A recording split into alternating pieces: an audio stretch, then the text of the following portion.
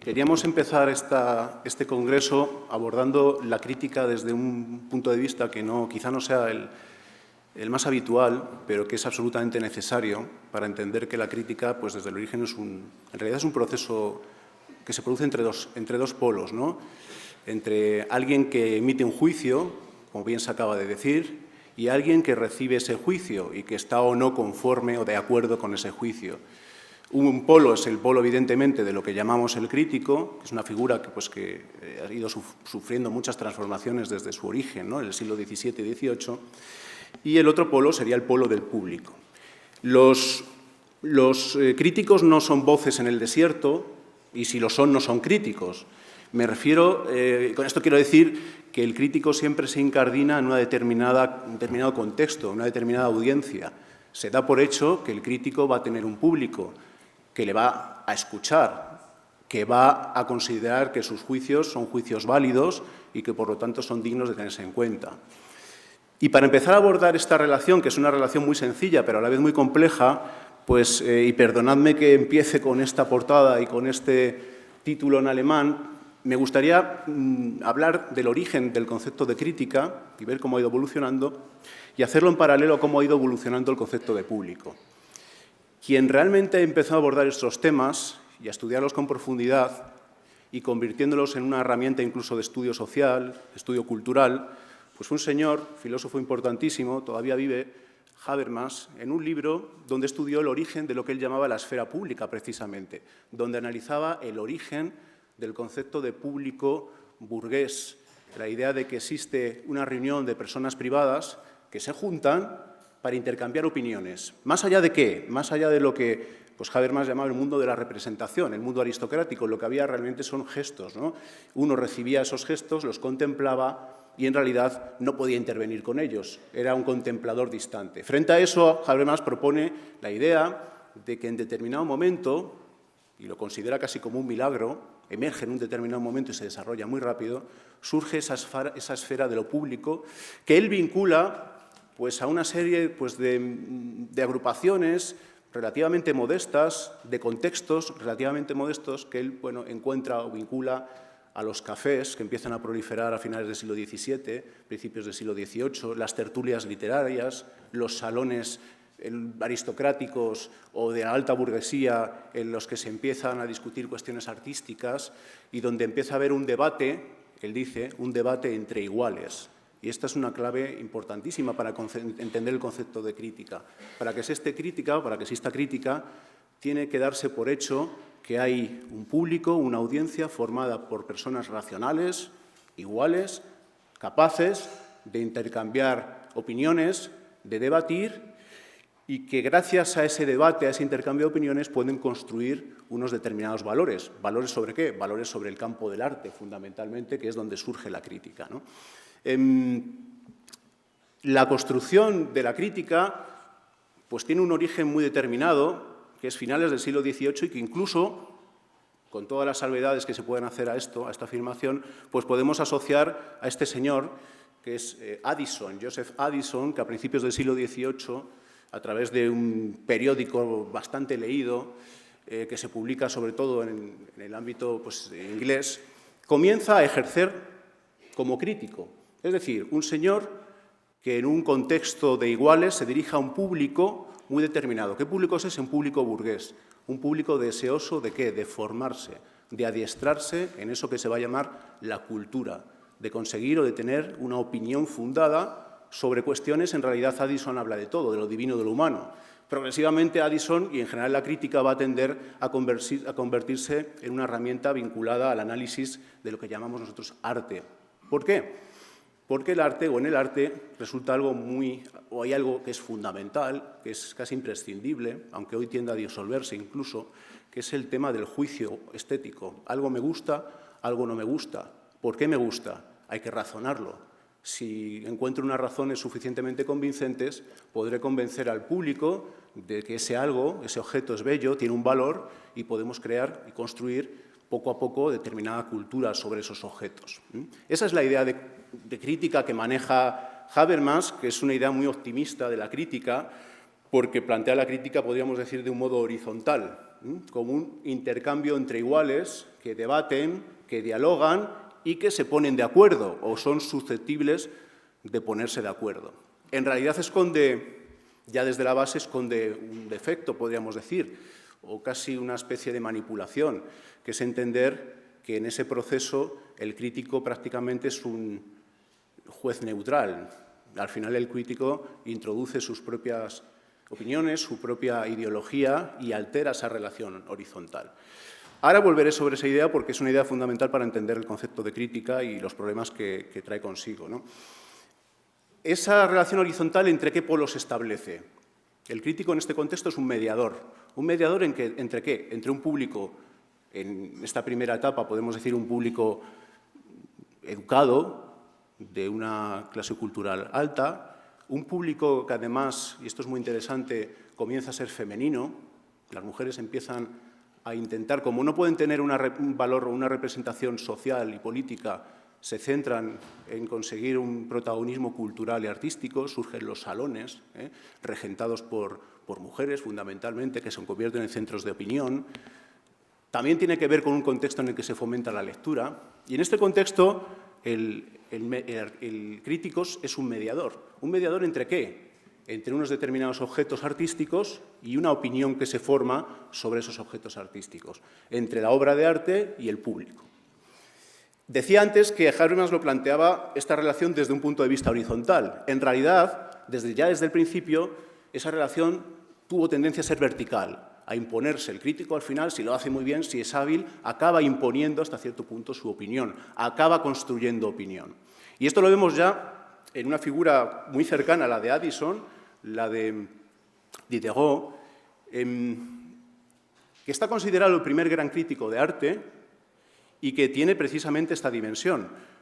Lo singular de Diderot es o lo más, digamos, desde todo su amplio trabajo, su trabajo crítico, el que nos interesa aquí, es el que realizó para un compañero de este grupo que veis aquí, reunidos precisamente en un café, pues Diderot, D'Alembert, Grimm, pues los adalides de la enciclopedia, y en un momento dado, pues Grimm le encarga, director de un periódico de cierta difusión, le encarga a Diderot que escriba sobre objetos artísticos que se están produciendo pues, en algo novedoso, que son lo que se llaman los salones. ¿Qué son los salones? Lugares donde se presentan obras de arte, va el público de una manera desordenada, casi siempre, y se necesita un juicio para poder valorar la calidad de lo que ahí se está presentando.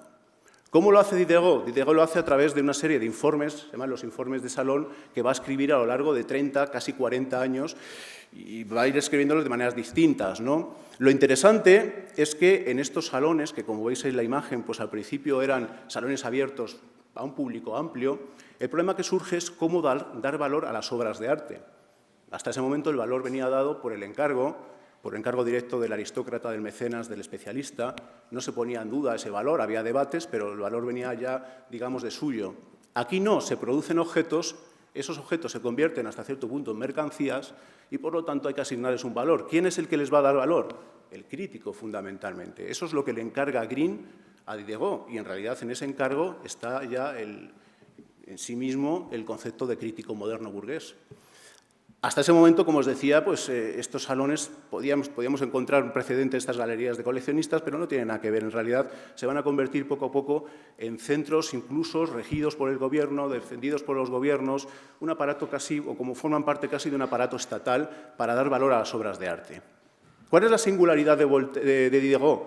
La singularidad de Diderot es que tiene que hacer crítica, y esto es muy interesante, ¿no?, a través exclusivamente de la palabra. En estos informes de salón no había ilustraciones, no había grabados. Se tenían que describir los objetos artísticos a través exclusivamente de la palabra. ¿Eso a qué conducía? Conducía, evidentemente, permitidme emplear esta palabra, a la manipulación. ¿Por qué? Porque a la hora de describir esos objetos, Diderot introducía pues, sus propias preocupaciones y utilizaba esos análisis, esos juicios de valor sobre las obras, a veces incluso como medios para conseguir otro objetivo más amplio, que era en general la reforma de la sociedad, la reforma de las costumbres, la reforma moral. Y eso es un hallazgo que por fuerza tuvo que introducir Diderot al tener que enfrentarse a este encargo de hablar de obras del arte sin enseñar imágenes. Acabamos de hablar ahora de que nuestro mundo es de imágenes.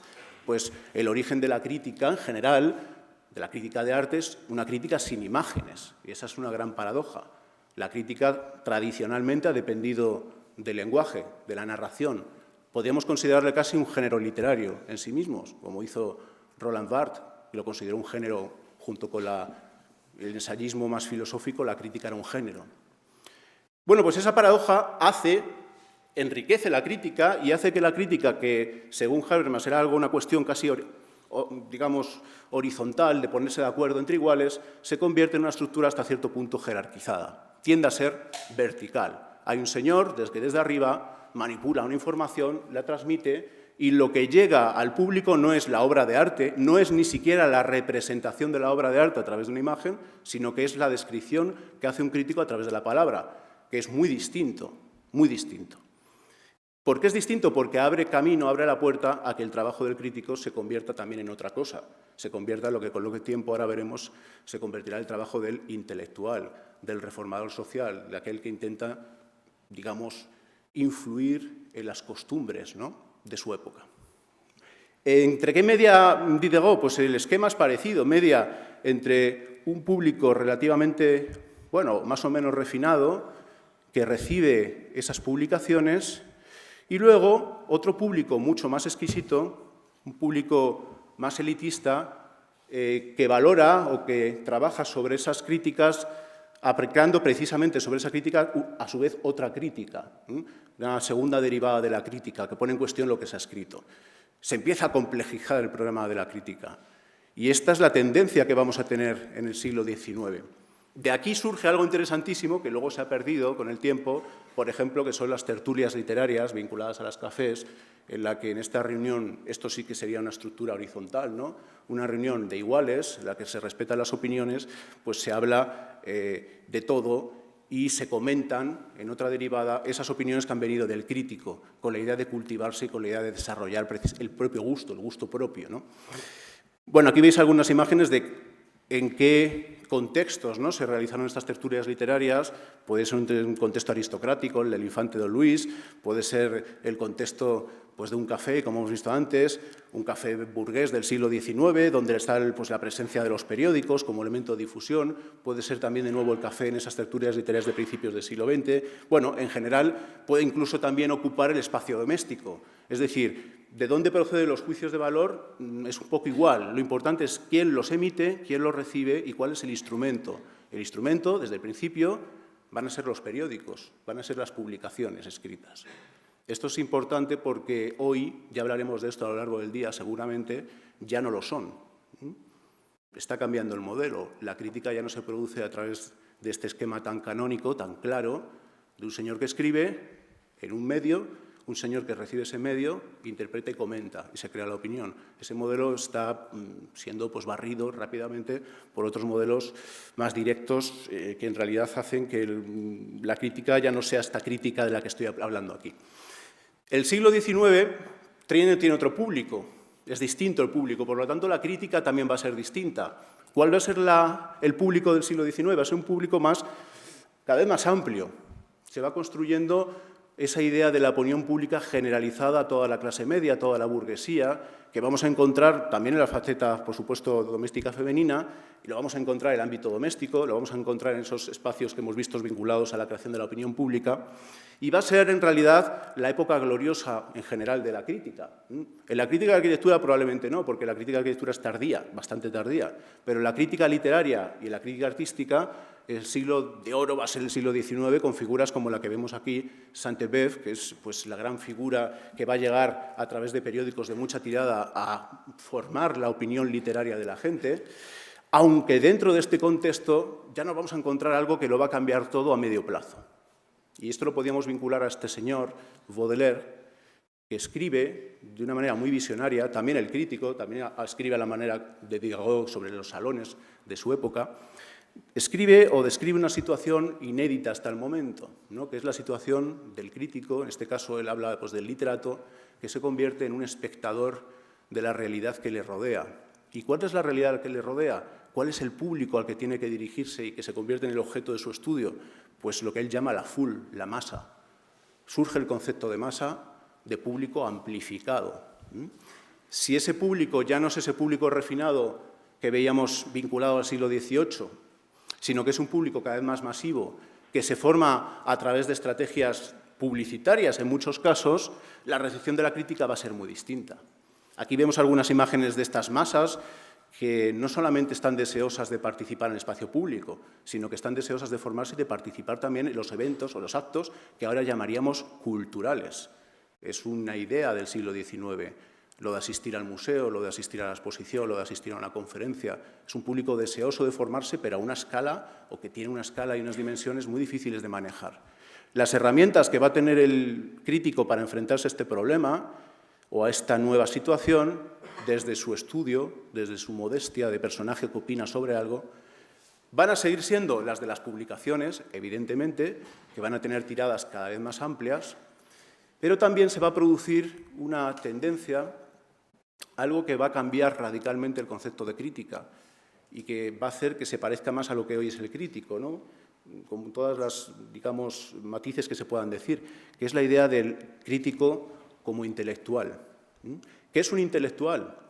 Un señor que ya no participa de ese sistema entre iguales, un señor que tiene claro que participa de arriba abajo, que impone su opinión, y un señor que en realidad opina desde fuera o intenta opinar desde fuera, hasta ciertos puntos, incluso hasta a contracorriente de lo que hay. Ese crítico que podríamos vincular, o ese modelo de crítico que podemos vincular, pues, por ejemplo, a Ruskin, ¿no?, que sería pues, quizás el modelo más claro del siglo XIX, tiene una condición o tiene un matiz interesantísimo, que es la de que el crítico comienza a convertirse en un señor que intenta intervenir sobre la vida y, por lo tanto, se convierte en un moralista. Y con Ruskin podíamos hablar del comienzo de esa crítica moralista que sigue existiendo hoy en día, una crítica que en lugar de centrarse en las formas, si hablamos de arquitectura, o las componentes formales o estéticas de un edificio o de una situación dada, se centra en el sistema sociológico, político que hay detrás e intenta opinar sobre su carácter de justicia o injusticia, ¿no? Le interesa más la infraestructura que el propio edificio. Bueno, eso surge aquí, surge con libros como el que vemos aquí, que tiene un título además muy interesante, ¿no? La lámpara. Podríamos decir que el crítico tradicional, el que está pensando Habermas, que era el crítico entre iguales, que refleja la realidad, el crítico como espejo, pasa a convertirse al crítico como lámpara, ¿no? El crítico que intenta iluminar a los demás, intenta trazar un camino, intenta que a través de sus juicios estéticos, de su opinión sobre esos objetos artísticos, ir más allá y trascenderlo y crear opinión, una opinión mucho más amplia, que tiene que ver con la reforma moral y con la reforma cultural. Y el público ha cambiado, es un público mucho más amplio, un público que trabaja con la ligereza, un público que ya alcanza a casi todos los sectores de la sociedad, porque también el alcance de los medios es mucho mayor, de ahí que el carácter moralista de esa crítica tenga más éxito que el carácter exclusivamente formalista o estético que había tenido hasta ese momento. ¿Hasta dónde nos conduce esto? A un momento en el que la crítica se convierte en algo fundamental, que es a finales del siglo XIX, principios del siglo XX, ese momento de gran cambio, de transformación cultural, con señores como este que veis aquí, tan famoso, Alf Loos, que va a intentar ser precisamente eso, un intelectual, pero no solamente un intelectual, sino un reformista, en el sentido amplio de la palabra, muy en la línea del modelo de Ruskin, que habla en realidad sobre todo, o que habla sobre objetos artísticos, pero también sobre objetos de uso cotidiano, casi como una excusa para hablar de las costumbres y proponer un cambio de actitudes, o incluso podríamos hablar de Karl Kraus, que sería su pendant, ¿no?, que tiene un público muchísimo más amplio, que tiene mucho más influencia también, y que utiliza y sigue utilizando estas publicaciones periódicas sosteniéndose en qué, y esta es la dificultad, en qué se sostiene el crítico que tiene que dirigirse ahora a una gran masa de lectores, que ha perdido esa relación, entre comillas, directa, ¿no?, que antes tenía en sus orígenes. Se va a sostener en algo que va a ser fundamental también para lo que está ocurriendo hoy, lo que sigue ocurriendo hoy, que es lo que se va a llamar la cultura. El crítico resulta inteligible, el crítico resulta aceptado, sus opiniones tienen un fondo. ¿Por qué? Porque se sostienen sobre esa base, sobre ese magma, que es lo que grandes rasgos llamaron los alemanes la Kultur, ¿no? Ese elemento que lo invade todo, que permea todo y que le da un sentido, y que permite elaborar un juicio, que permite que una cosa se entienda como tal, que permite darle sentido. Esa cultura tiene muchas estructuras, tiene muchas herramientas. Sigue teniendo, por ejemplo, el café, ¿no?, como lugar donde se accede al periódico, donde se accede a la información. Hoy sería el portal de Internet. Este sería el equivalente al portal de Internet, el café. Incluso por la manera de colgar, ¿no?, los periódicos, una pantalla a la que se accede, se lee y luego se vuelve a recoger. También los museos, que es otro elemento de culturización, de formación de la opinión, en el sentido de que hay una selección de objetos que forman parte de un canon cultural sobre esa base.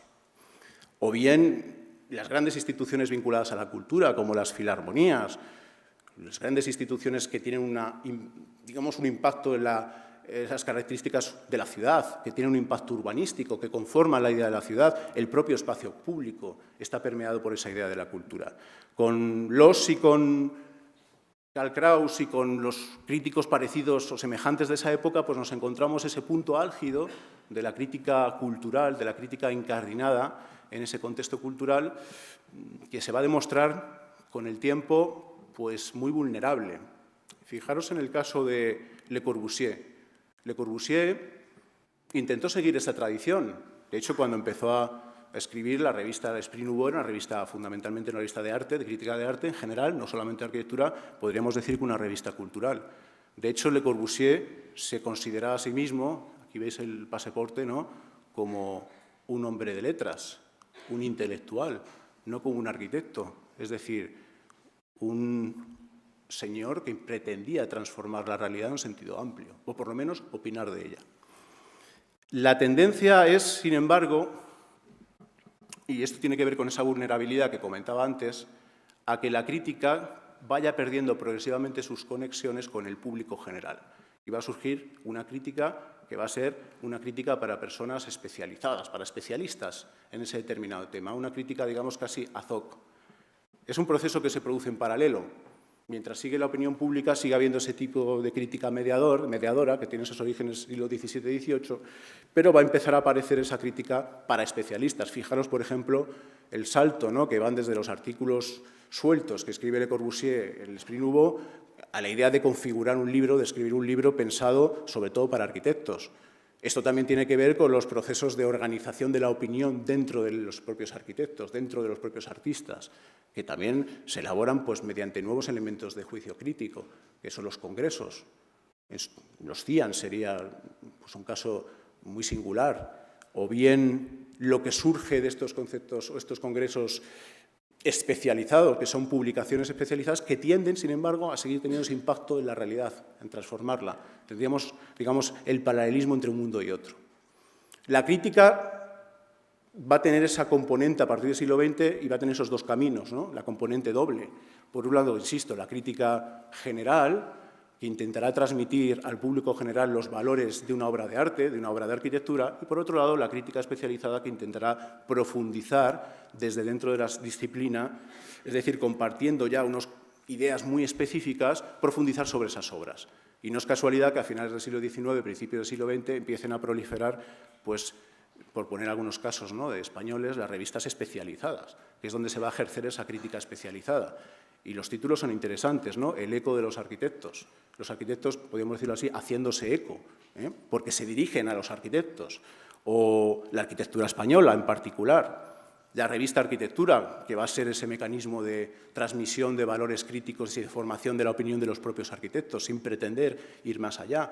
O digamos, las revistas análogas, distintas todas ellas entre sí, pero que tienen ese público especializado y que empiezan a surgir también a principios del siglo XX. Con esto llegaríamos, o podríamos establecer, y ya os digo que mi idea no es simplemente dar unas pinceladas de cuestiones que estoy seguro que van a aparecer luego en las mesas y que podemos debatir, va a aparecer también esta idea de que la crítica acabe convirtiéndose, de tan endogámica que es, en una herramienta que usa el arquitecto para justificar su propia idea de la arquitectura, que es lo que va a llamar, bueno, Tafuri, la crítica operativa, la crítica que tiene una dimensión práctica, que está orientada desde el principio ¿Por qué? Porque surge ya ese debate entre una presunta crítica objetiva y una presunta crítica sesgada, orientada, pensada para difundir ciertas ideas. En eso estamos, eso lo plantea en este libro, que, bueno, que es un clásico de la historiografía del siglo XX, y todavía en muchos aspectos estamos ahí.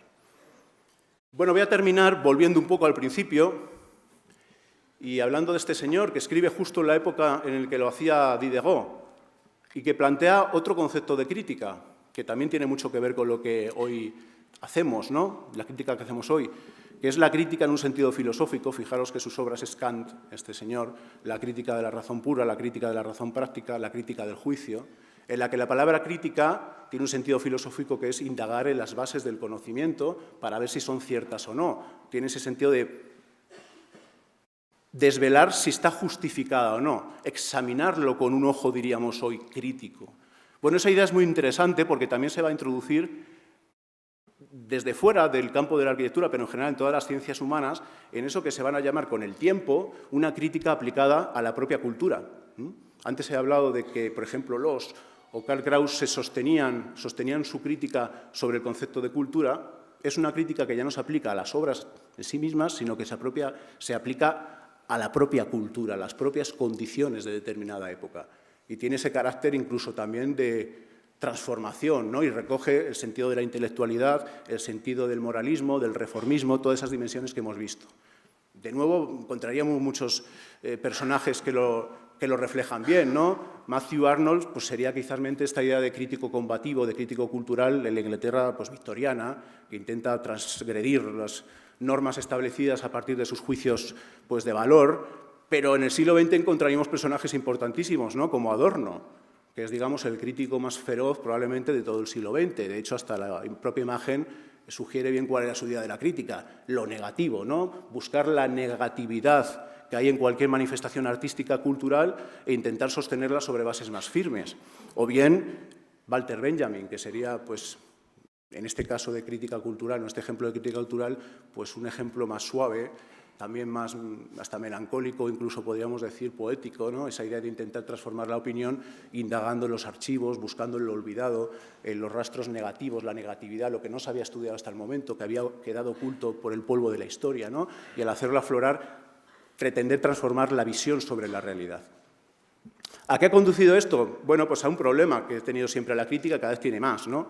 Que es si el crítico tenía un público pequeño al principio, pero era muy escuchado, con el paso del tiempo el crítico ha ido teniendo potencialmente mucho más público, pero cada vez es menos escuchado, ¿no? Y el ejemplo de Adorno en los años 60 pues es paradigmático, ¿no? Un señor con un grandísimo predicamento en todos los ámbitos académicos que presuntamente tenía también un predicamento entre su público, pero cuando llegó la Revolución del 68 y cuando realmente esas ideas críticas se intentaron llevar a la práctica, en realidad fueron por otro lado muy distinto al planteado por estos intelectuales que estaban trabajando desde fuera. Esto en parte también ocurre en la arquitectura, la pérdida del público potencial. Yo creo que hablaremos de esto, ¿no?, a lo largo del día. Y voy a terminar hablando un poco de los residuos de la crítica, que han ido quedando de esa crítica que a mí me parece que es la que quizá incluso tiene hasta más futuro y que es muy necesaria, ¿no? La crítica como elemento de mediación entre unas obras y un público, asumiendo lo que tiene hasta cierto punto una idea de jerarquía y de elitismo, ¿no? De un señor que se arroga el derecho a emitir juicios de valor que otros tienen que escuchar y otros presuntamente tienen que seguir. No lo hace de cualquier manera. Como se ha dicho anteriormente, lo hace documentándose, lo hace razonando, lo hace poniéndose en un plano de horizontalidad con el resto, ¿no? Pero, por otro lado, sigue teniendo esa pretensión de imponer la idea. En esta tradición, por ejemplo, tendríamos en España a Ortega y Gasset, que precisamente es un filósofo que intenta bajar a la calle, ¿no? Sus libros no son libros de metafísica, bueno, hay alguno, pero en general son ensayos, y muchos de ellos son ensayos críticos, en los que se utiliza el análisis de una obra literaria, pongamos Baroja, o una obra artística, o incluso la arquitectura, que también exploró, se utiliza para hablar de las condiciones del mundo y para intentar interactuar con un público deseoso de recibir esa formación o de formarse a través de la lectura, de ese intercambio, ¿no?, con lo que le está diciendo el crítico. De esto ha habido en el siglo XX críticos de arquitectura que seguramente aparecerán mencionados, ¿no? Con muchos matices y, digamos, con muchas diferencias incluso, ¿no? Desde Louis Mumford, que va a trabajar sobre la estructura de los periódicos y va a trabajar desde la figura un tanto pretenciosa del intelectual que habla ex cátedra, pero que es muy escuchado, hasta otras figuras más cercanas y no menos leídas, como Ada Louise Huxtable, que utilizando pues, también grandes periódicos va a conseguir tener un impacto sobre la arquitectura y sobre la opinión que la gente se forma de la arquitectura en periódicos generalistas. Esto es lo interesante. El periódico va a seguir siendo hasta los años 90, en realidad hasta la emergencia de las redes, ¿no? Pues un papel junto con las revistas más en un sentido especializado, el periódico en un sentido más generalista, va a ser el medio para la transmisión de estas opiniones críticas que se van a producir a todos los niveles. La pregunta, para terminar, sería si el cambio de modelo, ¿no?, al que vamos, y ya de una manera muy radical, la desaparición de los periódicos en su sentido tradicional, por lo tanto también hasta cierto punto la desaparición de esa crítica, la desaparición probable a medio plazo de las revistas de arquitectura como las entendemos hoy, va a conducir a una crítica mejor o peor, o algo que en realidad no sé si podemos llamar ya crítica, ¿no? No quiero ser negativo, yo creo que, por ejemplo, la crítica que se construye a través de las redes se parece mucho a la crítica originaria, ¿no? En el sentido de que en la crítica del siglo XVII-XVIII, de estos señores que se relacionan entre sí horizontalmente, entre iguales, en las que no hay, más allá de una figura de mediación, no hay, digamos, nadie que se impone, se parece bastante al mundo de las redes. Todo el mundo tiene acceso a tener una voz pública hoy. No, el crítico ya no es ese señor, bueno, sigue siéndolo, ¿no? Pero cualquiera puede ser crítico, porque la crítica ya no depende de tener ese acceso privilegiado al medio de difusión, que es el periódico, la revista, sino que se puede ejercer directamente a través de las redes. Eso podría, la palabra democratizar es absurda aquí, pero sí podría recuperar, hacer que se recuperase la frescura de esa relación originaria, que había tenido la crítica originariamente, ¿no? Pero, por otro lado, convierte la crítica en algo que potencialmente no está sostenido por una cultura, por unas ideas iguales, por unas estructuras que han ido creciendo sobre el tiempo, sobre una base común, unos razonamientos, un universo cultural que lo sostiene. Y al final esa crítica se convierte en algo que no es la crítica. Un intercambio de opiniones no es crítica.